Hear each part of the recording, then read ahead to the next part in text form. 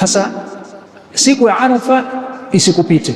Faida ya kufunga siku ya Arafa, Ar-Rasul sallallahu alaihi wasallam atueleza siri yake, asema ahtasibu ala Allah, natarajia kwamba mbele ya Allah mtu huyu ana khairi kubwa. Khairi anayopata, qala sallallahu alaihi wasallam, man sama yawma Arafa, anaifunga siku ya Arafa, basi ahtasibu ala Allah, natarajia malipo kutoka Allah kwamba atasamehewa madhambi ya miaka miwili.